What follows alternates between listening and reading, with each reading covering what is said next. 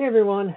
So I really didn't want to do this video, but I also figured it's worth doing because, well, there's just some things about this product and the way that it's being marketed that quite honestly is a little bit iffy. So let's dig into it. So first of all, a lot of you, if you've been into 3D printing for any amount of time, will know that you can vapor smooth prints using various materials and chemicals, and it's something I've tried in the past, but I just never liked it. It honestly scared me, so therefore I did not do it. But once or three times and just quit on it because I never could get good results with it. So I am in the filler and sander category, or I just ship the prints out to Sculpteo and they do most of the finishing for me. But the point is, I came across an advert for this on YouTube, and there were just so many things about it that just, in the way it's marketed, scared me. So if I'm being critical about this, it's only because obviously I've had to take a lot of safety courses to use a university design lab and things like that. And there's just things that are in this that are just like, no, this is not right. And I understand most people have not had that level of training, but I also assume that they have some level of common sense as well. So the interesting thing is there's the usual, oh, I must sand my print to make it look nice. Yeah, sanding, boring. I make dust. The thing I'm going to say that's interesting is if the dude's dry sanding, why isn't he wearing a mask? I mean, I'm not saying I'm perfect. I always wear one, but it's good practice. And then it's kind of disingenuous here because they're trying to show that like a Polymaker from Polymaker, which is a thing which is not super cheap, but it works by atomizing the alcohol instead of vaporizing it, which personally I still think atomizing alcohol is a little bit dangerous, but it's definitely, I talked to the people at Polymaker over at Maker Faire a while ago, and they assured me that yeah, it's actually a lot safer to atomize it than it is to vaporize it. Still, though, you want to be careful when using something like that, but there is a difference. So then they have that, and then, oh, hey, look, boom, our wonderful box called the Poly Smoother, which I also will say the naming of it is like, it's a rip on Polymaker, and I wouldn't be surprised if they potentially get in a little bit of trouble for doing that, because Polymaker, all their materials have the words poly in the front, poly, you know, polywood, polyspar, polycast. You get the idea. And then here's this Poly Smoother, which is very close to the Polisher. So a little playing with fire there already, guys, but oh well. So pretty much what this is, and they're going to hate me for saying this is a glorified rice cooker. Pretty much what you have is a timer, temperature control, and a green button that says go. I mean, which, you know, it's interesting.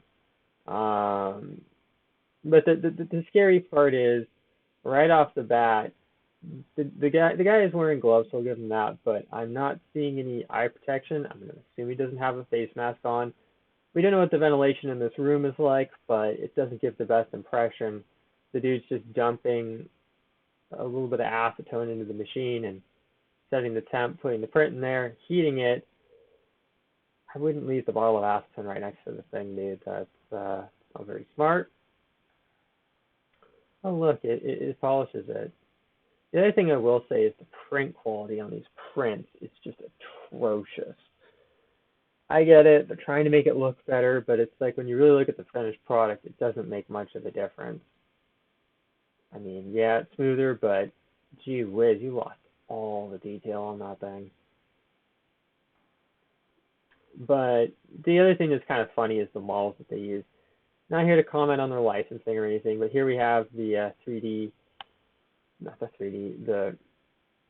fill from Matter Hackers. We got a Flowlistic model. We have Calibration Cat. We got whatever the heck that is, but man, that thing looks awful. Don't know what that is. Don't know what that is. Oh, hey, look, it's Dan on the Ray Benchy. It looks okay, but, you know, geez, Totoro looks horrible. But the point is, the prints that they put in there are not very good to begin with. The dude's now probably getting higher than a kite off of the fumes, which that's not a very good look to have somebody with no eye protection and no face protection in a questionably ventilated room in your demo video. I get you don't want people running around in, say, like this, going, oh yes, I'm gonna go polish my prints now. Not exactly the best look, but really you need something like this with chemical, organic filter cartridges on it. And then, oh yeah, so it's tough. Oh cool, yeah. I mean, oh you can hang your print. But here's the interesting part. It's like, mind you, they sanded it. It's like there's still a little bit of support, it looks like, left in the winder and things like that. And it's like, man, the print quality on that is not the best. And then when you polish it, it doesn't really fix it, but whatever. So I guess my point is the fact that it just seems like they're trying to market this thing as, oh, you just yeet your prints in there and ooh, yeah, you're done. But the thing that gets scary though is when you come down. Well, also comment on this. That is just, if your print looks like that, go back and reprint it, because that's really not going to make that much of a difference when you look at it. I mean, the blemish went away a little bit, but you have bigger problems on your hands than that, and that didn't really. Ooh, guys, wow, that did not help. But here's where it gets really scary. Now, I will say some PLAs react to acetone. It's more in a gluing sense, but this is where it gets scary. They're like, oh, you can use THF, which is, go look it up. It's really not friendly stuff. Ethyl acetate, some states you cannot buy it at the hardware store level, things like that. I mean, I don't know. The point is, it's just, I don't know.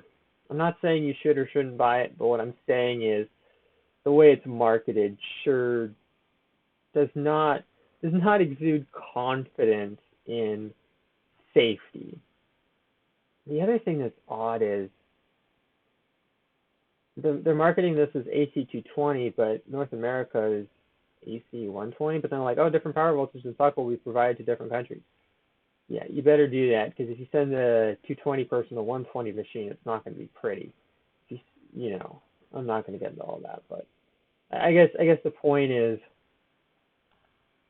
then they're also selling their own solvent. I think I will contact them to ask them if they're willing to divulge what is in their solvent.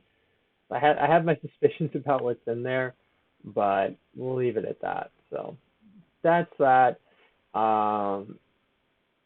As with anything Kickstarter, it's back it at your own risk. But the main concern I have with this thing is people just thinking, oh yeah, I can just set this on my kitchen counter and start polishing prints, and all of a sudden, all their plastic items start melting that are, acetone sensitive and things like that. So if you made it this far, I hope you found it useful. If not, oh well. I just decided to put this together because obviously this thing's a little scary. So we'll leave it at that. See you guys later on. Make it with Calvin.